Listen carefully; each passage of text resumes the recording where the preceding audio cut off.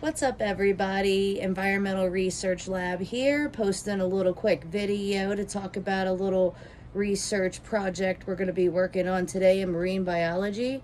Today we got a little goal to set up a GoPro inside a crab trap and put it down as far as we can go. Of course, being 20 feet down, we can't do a live stream, but as soon as we get the footage up, we will be posting it. Okay, let's see if we can flip this around so I can give you, nope, it's not gonna let me flip it. Okay, so we have this crab trap right here, and inside is where we're gonna try to securely put the GoPro to see what we can see at the bottom of Escambia Bay.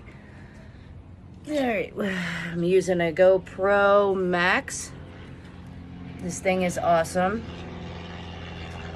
Got so much use out of this, and we're some kind of how take this clip and get it inside here. I might have to make it smaller. We haven't figured that part out yet, but we're hoping it goes good.